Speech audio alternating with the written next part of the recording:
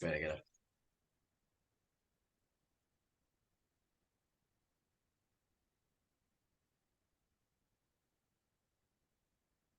Faith. Bye, Faith. We saw Faith for like 2 seconds and she's like, I'm out. Guest appearance. Saw that Voorhees mask and wanted no part of it. Well, as we wait to officially go live here, even though we're filtering audience members in lieu of Friday the 13th edition of the Rundown, had my 7-year-old put together his best Jason Voorhees mask because we don't really have a hockey mask in the house. So figure why not kick out a fun anecdote for you both. Your favorite horror movie character, if it's not Jason Voorhees or Chairman Powell, because I'm sure he'll make his way into our discussion today. Love your thoughts. Rob, I'm going to let you go first. Ladies first. Ladies First. Ladies Age first. before beauty. Age before beauty. Ladies first. Okay. So I don't watch horror movies. So I don't have a favorite horror movie character. The closest thing that I could come to would be the three witches from Hocus Pocus. Bette What? Midler was frightening in Hocus Pocus. What is that? It's close enough. Hocus Pocus? Yeah. Have you not seen Hocus Pocus, Rob? No. Oh my gosh. All right. That's We've got that. that's Halloween season viewing for you and your grandbaby. Absolutely. So I think it's yeah, actually you guys have both received some good photos here recently with Cosette. But She's the best. yeah, the one today was excellent. I think it's important. How do you like that? I'll start off by saying that it's important for people to know the difference between a horror movie and a suspense movie. Because when you asked that, Tom, I immediately thought of Sixth Sense. But Sixth Sense is not a horror movie, it is a suspense movie. Alfred Hitchcock, for example, made suspense movies. And the difference, as Alfred Hitchcock explained it, here's you're going down this path. As Alfred Hitchcock explained it, as I recall, oh boy, how does it go? A horror, boy, maybe this isn't quite it, but it's close enough. A horror movie is when somebody goes into a restaurant with a package and the package explodes. That's a horror movie. A suspense movie is when the person goes into that restaurant with that package and it just sits on the table and doesn't do anything. And that is a suspense movie. So, See, I'm into suspense movies too, but can't do the horror. yeah, you We know, have the Exorcist, Jaws, The Omen. There have been some classics out there. Yeah. I And in like spite of suspense, not a horror movie. my boy's great Hocus artwork. Pocus. It's not Jason Hocus Voorhees on this end. It's the clown from It that frightened me for years on end. And Seeing that way too young of age. As frightening as Amy's, the new Amy. That's what I was Moore just gonna in her say. background. Well, Anyway, all right. How about from horror Yeah. to mortgage banking? horror to mortgage banking. I think kind that's of a the great same segue. thing right now. So Yeah. Well, on that note, let's welcome everybody formally into the latest edition of the Rundown here. Tom Galucci filling in for Melissa Langdale today. Got Rob Chrisman in, well, I won't disclose his location, but getting ready for NBA annual. And Yeah. yeah, I'm in transit. I'm in Chicago. in transit. And our great guest today, it's not her first time on the Rundown, I don't believe, is the Vice President of Business Development with Del Mar Mortgage, Victoria DeLuce. Gloria? thank you so much for having me. I'm super excited. And I do think it's actually my first time on the Rundown. Okay, maybe you've chimed in the chat, or I feel like we may have promoted you to panelist once or twice before, but well, it's great to formally have you on the show. Thank you. I'll kick right in. I mean, you're well-known next-gen leader in our industry, through your executive roles through the Michigan Mortgage Lenders Association, as well as a respected cap markets professional and thought leader, through past roles at Success Mortgage Partners, Princeton Mortgage, Quicken Loans, Vice Capital Markets, where I believe you got your start. Tell us about your role at Del Mar and how it maybe varies from your past cap markets positions. No. I want to hear Vic's thoughts on keeping a job more than 2 years. Oh, Just so you know, if you go to my LinkedIn, most of my jobs have been for longer than 5. So there you have LinkedIn, is that one word or two? LinkedIn. Anyway, go on. it. Leave this for the next gen people, Rob. So how my role differs. Well, as you stated, capital I take a markets. selfie. Ah. So capital markets, this has been what I've really concentrated on for most of my career. But I find that I've had the most success when I've gone into a role that has never existed before. So when I went to Success, they had never had a head of capital markets, and I helped build out that capital markets department. And then I helped build out their consumer direct lending division. And when I came over to Del Mar, which is a phenomenal company, they've been in business for a long time, super, super great people. They had spent a lot of time working on the business, and they brought me in to make a concerted effort to expand the business. And so very similar in the way that I'm working on something new, but different in the way that my main focus now is not capital markets. I'm taking my capital markets expertise, and it's helping me recruit loan officers. exciting. Rob? Yes, Rob. The industry is laying people off. Tell us about how that is going on, and yet are you fighting the tide? Are you looking for the hidden gem in the flotsam of people being laid off, cut back? And I'll be blunt. I feel, it's only a couple, 10 of us on this call, I think 10 viewers or so, but many of the people now who are either being let go or are looking for other posts, other positions, are, to be blunt, and I apologize because I know it's not all the case, but many of those people who are looking for jobs may not have had, a great success doing what they were doing. Right. So how do you sort through that? I mean, I guess that's your job, 10 hours a day or 8 hours a day or whatever it is, to find the diamond in the rough, somebody, a branch, a loan officer who might not have fit well the previous post, who now fits better with Del Mar. I mean, what goes through your mind? What's your process in this kind of environment where there's so many cutbacks going on? Is it just a great hunting ground? Well, I feel like it's a little bit of a mixed bag. So we're fortunate enough now to where I'm not really talking to people that don't already have an established business. That's just not our business model. So I'm not talking to people who've been in the industry for a little while or only closing one loan a month. And I have, technology at my fingertips that tells me how much loan officers have closed in the last month, the last year, 2019, 2018. And I'm really trying to get in contact with and create relationships with folks that have already proven themselves. Because I feel like those types of originators are only going to improve their business on Del Mar's platform. And then also it's a personality fit too. Not everybody, I mean, I'm fortunate enough to have worked with some really, really amazing people, but you have to sift out through the ones that aren't really amazing.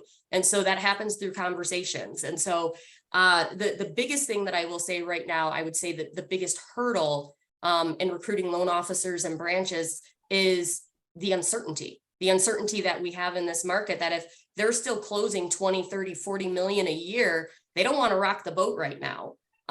Even if they're not completely satisfied with the company that they're at. But I think right now it's all about laying the groundwork for when things do start to smooth out and continuing to improve those relationships.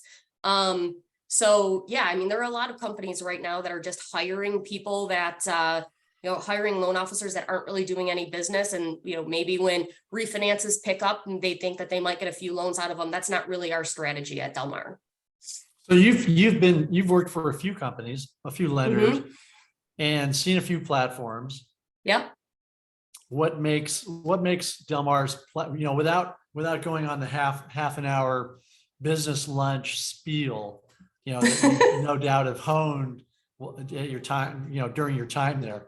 But in a paragraph, what makes a platform better than another platform? And if you want to throw Del Mar's name in there, fine. But basically what is the difference? So I feel like Del Mar is uniquely positioned because they have been in business for so long. We've been in business since 1966, which has given us the opportunity to kind of try different things out and figure out what works and what doesn't work. So we are signed up with all three of the agencies. We have the ability to service. We're signed up with, 35 plus different investors. But more importantly, we've done a really good job of finding the right people. And I feel like people are what makes the difference at any company that you're at. You have to know, like, and trust the people that you work with. There has to be integrity, transparency. Transparency is huge in this market. And I hear companies throw that out all the time that, we're transparent, like they're transparent about some things. I feel like here at Del Mar, we're very transparent with our loan officers. So that's the difference. That's the difference maker. Do they see the investor pricing straight from the investors? They do in our in Optimal Blue. Yeah. Wow.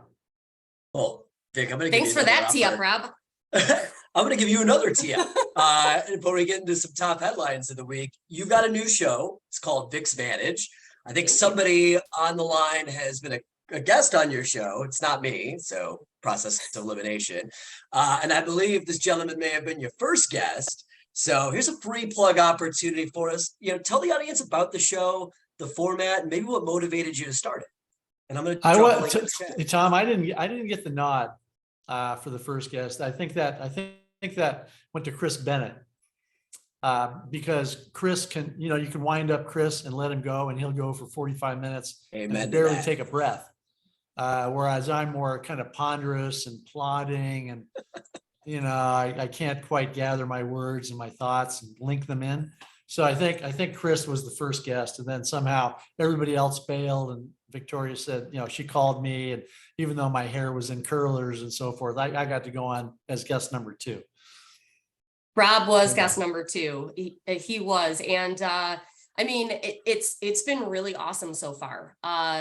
So this kind of came to be because a few years ago, I was asked to do some educational seminars and those kind of things for capital markets, and for TMC, actually, at the beginning of the pandemic, Mike Androvich and I led the capital markets working group, which kind of became like the Mike and Vic show for a little bit there. We did that for a year. And then I went on to start shooting some videos because folks had reached out to me saying that, hey, look, we love the idea of capital markets, and, it seems super cool and sexy, but I don't understand it. So I just need somebody to break it down a little bit further for me. And so I started shooting some videos that were received pretty well, but I wasn't accomplishing what I wanted to accomplish, which was be able to break those concepts down. But I like talking with people. I don't want to see my face in a camera every day or every week, regurgitating the same stuff that everybody's talking about. I want to have a conversation with somebody and get their thoughts and points of view. So it seemed like a natural progression, and it's been going really well. Actually, we've been averaging about 2,500 views a week, which has been pretty cool. And then I have guests planned out through December now. And it's been awesome. It's really surprising the types of people that say yes when you ask, like Mr. Rob Chrisman. It's not as untouchable as everyone thinks. Any teasers as to who's coming up next? No, you know what, Tom? You know what? I don't want to talk about Victoria's, smashing success show anymore. I'm done with that. Well, excuse me, Mr. You Rob made him Chrisman jealous. You know what? Like, I'm scrambling to get a couple dozen readers in my daily commentary, and she's like, I get 2,500 views, whatever. I want to talk about Little League. Okay. Tom, how many kids do you have? 1. What? How? 7? 7. Yep. 7. Little League. Little League. We're finishing up flag football right now, but Frank, I can't wait for Little League. Okay. Let's talk about Little League. And let's say, and what's your son's name? Franco. Draco? Franco. Oh, Franco. said I was Franco gonna say Harris. Draco sounds like a horror movie character. All right. Actually, no, that would be Harry Potter. Anyway, so let's say he can't hit the ball over the fence, right? And you're a public spirited guy. You go to the town hall meeting or whatever, wherever little league decisions are made or wherever like soccer decisions, whatever. And you say, hey, he can't hit the ball over the fence. Can we move the fence in? And they say, okay, let's move the fence in because he can't hit it over that fence. So let's move the fence in. And so now you can hit over the fence and everything's great. Well, if you are Victoria's like, where in the hell is this going? No, it's suspense, not horror, it's suspense. Exactly. The suspense is if I don't like interest rates where they are, I think I'll write a note. I'll go down to the CVS store, buy, spend $8 on a card. Mr. Jerome Powell, yada, yada. Please lower interest rates. And I mail it off to the Federal Reserve. That I view as something that's, coming back to the mortgage business here. We all want lower rates. Then you ask, how much lower? Do you want them back at 2.5% or 3%? And originators, everybody says no, because we don't want another pandemic. We don't want whatever economic crisis would happen in order to drive rates back to 2.5% or 3%. And then you say, well, let's just lower the spread between treasuries and mortgages by having the Federal Reserve. Let's have them start, instead of peeling mortgage-backed securities out of their portfolio, let's have them start buying them again. Or let's have Fannie Mae and Freddie Mac start buying whatever it is. So Victoria, I wanted to get your thoughts on the ability for somebody calling up Jerome Powell and saying, please, don't sell any more mortgage-backed securities, start buying them again. Or B, the ability to control interest rates in general or mortgage rates, through unnatural forces, through non-market forces. And we may have a good debate about this. It's not going to happen. Jerome Powell is not going to concede to the Mortgage Bankers Association, the National Association of Realtors. It's not going to happen. Now, what's happening right now is exactly what he said was going to happen. It was going to be super painful until inflation came down. And it is super painful. And I mean, as much as I would personally love for me and my household and my friends in the mortgage industry to have lower interest rates and not have to deal with this, yeah, that'd be great. But now what I will say is it's not as if Jerome Powell and the Federal Reserve have always been right either. When we started the pandemic off and they started buying mortgage-backed securities, they were actually buying more than we could even produce in a day. And then they had to back it off due to, the guidance of the Mortgage Bankers Association and other organizations like that, to get a little bit more in line. But even then, we didn't need interest rates at 2% and 2.5% to achieve the goal that was supposed to be achieved. And in my personal opinion, I do think that they've overshot a little bit. I feel like this one's just a little bit of a slower burn. And this whole idea of a few months ago, we're not going to see a recession. It's going to be a soft landing, all of this stuff. I think they're starting to realize that may not actually be the case come, Q1, Q2 of next year, but we'll see. But I mean, to take it a little bit further, and I'd like to get your thoughts on this, Rob. I think that this letter, while well-intended, is really just an answer to a lot of these organizations' members kicking and screaming of like, hey, we pay you guys dues every single year. What are you doing about this? Well, I don't agree with that, Victoria, at all. Man, you're really hanging yourself out to dry on that one. No, I agree. And whether it is whether it's a consultant who's trying to look out for his or her clients and say that they're doing something on their behalf, or whether it's an organization. Yeah, I mean, the industry is suffering, and artificially, and you could debate whether it's artificial or not, stepping in and saying mortgage rates are too high. Here's what we want you to do to lower them. And I tell people the same thing. I sound like a broken record, and Ira popped up in the chat box. Even if rates were 0%, if I can't find a home to buy in my neighborhood, 0% rates aren't going to help. 5% rates aren't going to help. Now, if anything, 5% rates could help refinance all the people who just got 7 or 7.5 or 8% 30-year fixed rate mortgages. Woe to the investors who bought those at 101 or 102 or 103, because they're going to pay off. But Yep. really, the mortgage rates, I mean, you can't peg them in necessarily a free market society. You can influence some of the factors, but really, we're just going to have to get through this, and it's not going to be good. And I agree with you. And there are a couple other articles that came out as well. And one is the spread of the 30-year interest rate over the 10-year treasury yield. And so let's say that nothing changed, meaning like inflation stays where it is, and or it starts to come down or whatever. We're saying that interest rates over the 10-year treasury yield have traditionally been about 150 basis point spread. And right now they're 300, which is a problem. And there's a few different reasons why that's happening. And one of the reasons is because we have buyers sitting on the sideline for exactly what you mentioned earlier, Rob, is because, woe is the person that buys these coupons at, a super high coupon for 103, 102, whatever, and then they prepay in the form of refinancing, and then they don't exist anymore. And that investor doesn't get their premium back in the form of paid interest.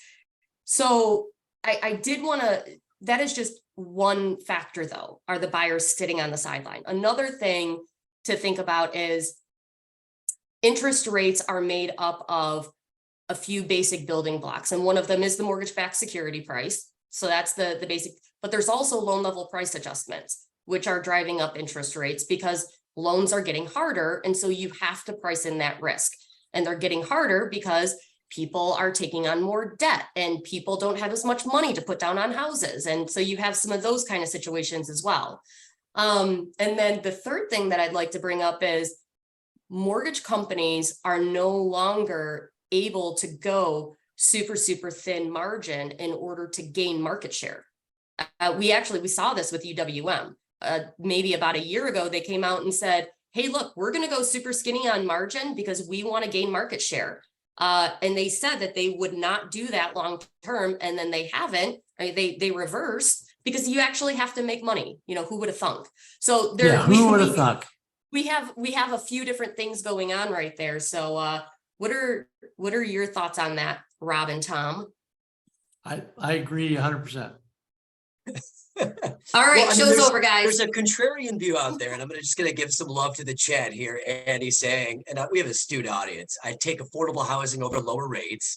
Philip over at town saying it sounds like a conversation he just heard on CNBC. Ira, as you mentioned, that rates still won't help the inventory issue, and some commentary on Powell not being an economist. Mike Sirocco mentions needing deflation, lower energy costs is the way. And where I wanted to go real quick, the contrarian view, and Ron Q2 puts it in the chat, is where do rates have to go for someone who has a note in the 2.5% to 3.5% range to be motivated to get off the sidelines and sell and buy another home? I saw an article last couple of weeks from Zillow around this, I think stating that like 70% of surveyed consumers said that rates would have to get down to about 5%. To motivate them if they're sitting in the 2s or 3s to get off the sidelines. Otherwise, they feel stuck right now. So there's kind of that counterpoint that if you were to bring rates down to this level, maybe it moves people off, in addition to your point on the refi volume increase. Rob, go ahead. Okay. Real life example. Not that I'm any big wheeler dealer, investor, whatever. But I did put some money into a 6-month treasury bill 6 months ago.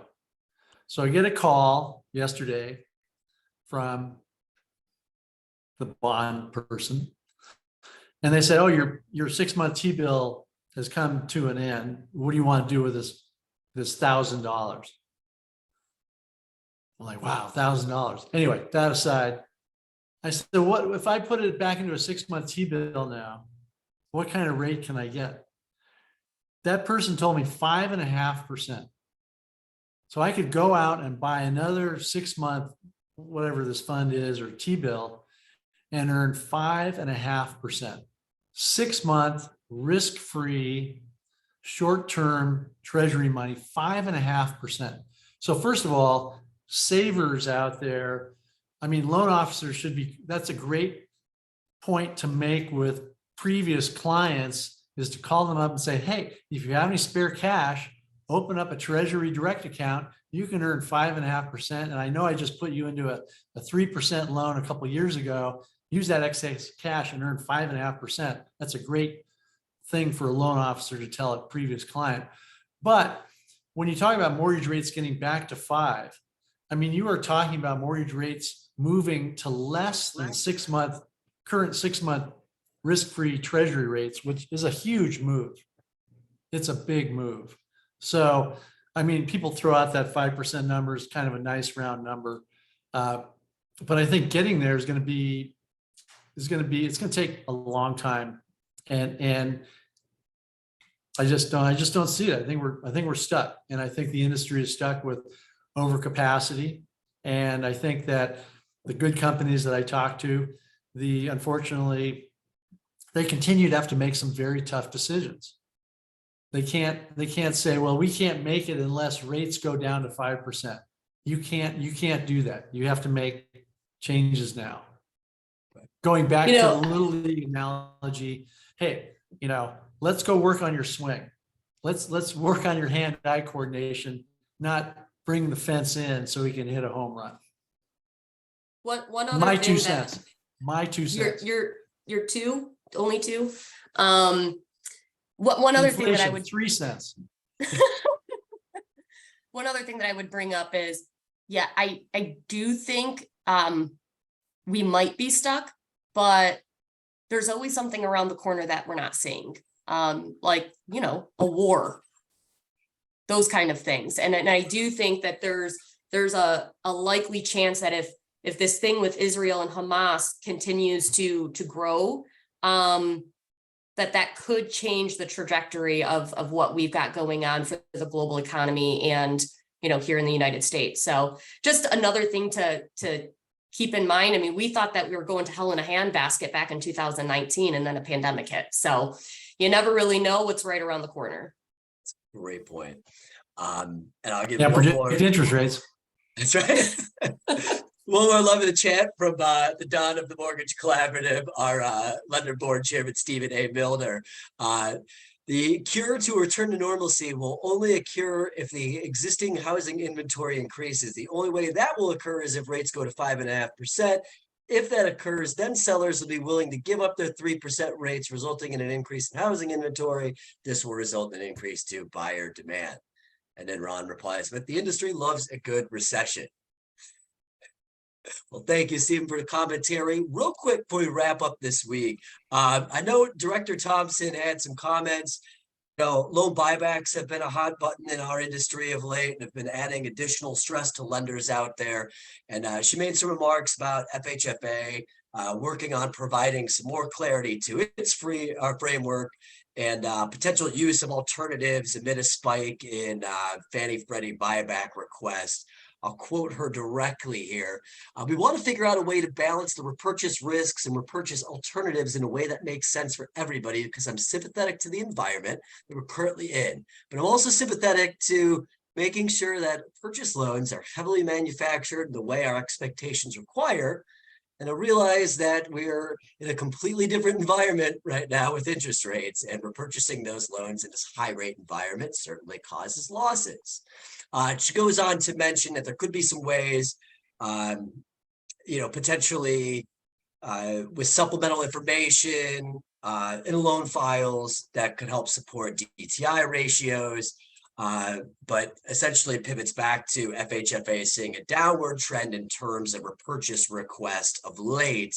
but would like to get in place for purchase alternatives, making sure both parties, the enterprises and the sellers, have a good understanding of what those requirements are.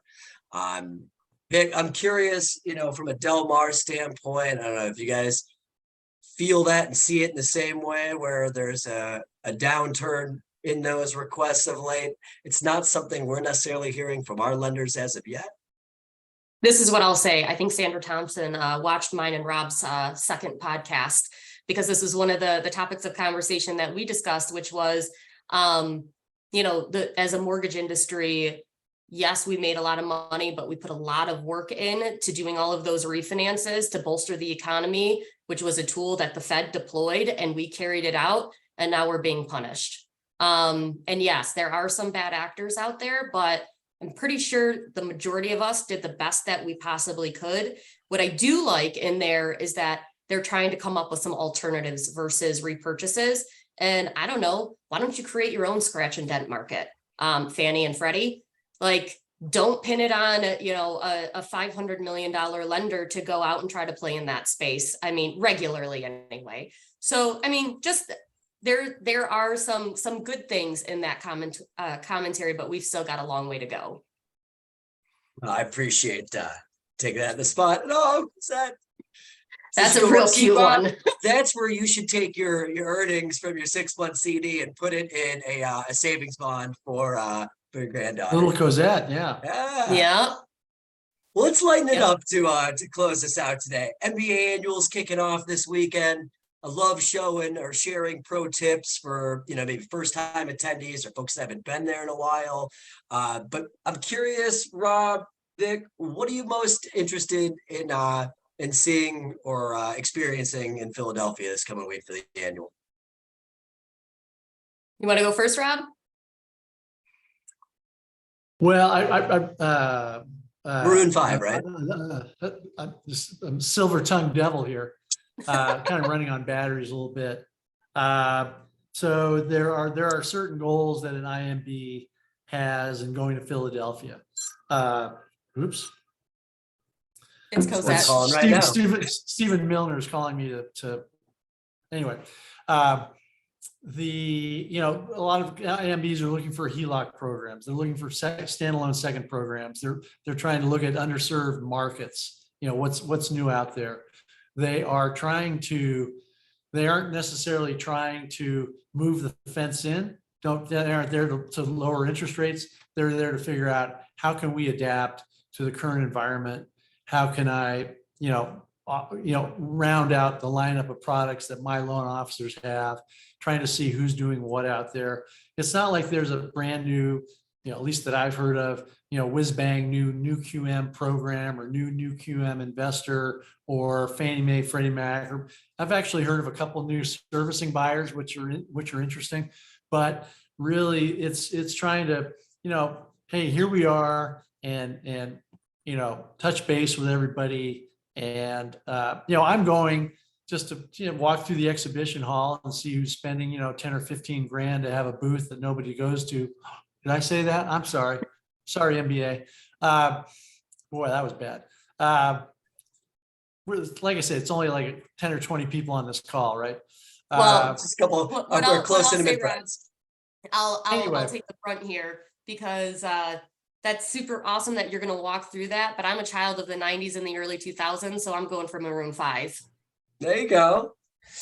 And for our country fans, Tim McGraw will be there. I'm honestly intrigued to see John Meacham's keynote, just being a Politico nerd. But pro tips, I'll kick it off here. Like most NBA conferences, typically hotels are pretty well spread out. So if you're not meeting with folks at the convention center, leave time in between meetings. Don't be like me in past years where you're residually 10 minutes behind all day and apologizing to everybody you meet with and disheveled from it. Take Rob's advice. Be the minority that makes their way through the expo hall and see some of the new solutions. Engage, who's got the coin to spend for the big booths. And stay out of unlit. Don't go out. It's not like Nashville. Yes. Where everybody goes down the street and you go in anywhere and it's like populated and crowded and so forth. The NBA, I think, sent out a, like, please stay in certain areas kind of email. Be careful. Yeah. Yeah. Stay close to City Center. If you're a Cowboys, Giants, or Commanders fan, do not wear your gear or let anybody know. It's Eagle City. And always one that I like to throw out to the ladies, bring your flats. Don't be me 10 years ago wearing heels into all of these types of events. Bring your flat shoes. I think, cheesesteak Pete's, isn't that the deal, Pete's? I've only Anyway. been to Philly once. I'm not the authority, but Pat's. Pat's. There you go, Pat's. I will be at Pat's. And Yes, if you get are a a good first cheesesteak timer, learn from somebody who's Oh. also made this mistake. Don't drink too much. Yes, Oh. it's a marathon, not a sprint. You want to be Correct. on point for We your just lost early half of Monday or the, Tuesday morning viewers meeting, there. right? Sorry. Meanwhile, I plan- Rob's getting flack for his cheesesteak suggestion as a tourist locale. So Yeah. if Bring you your see Tums. Rob, clue him into a good cheesesteak place, please. All right, send me an email. Send me an email. I've got a list of places that I'm going to go and that are recommended by a local. Well, Happy to on pass that that on. note, we'll call it for this Friday. Everybody joining in Philly. Safe travels this weekend. Rob, Vic, thanks for your honest, candid feedback. Throwing a couple bombs this weekend. Don't jinx it for Friday the 13th tonight. Beware of full moons and walk in packs when you're in Philly. Be safe, everyone. Bye. Thanks, Tom. Thanks, Victor. Thank you. Bye.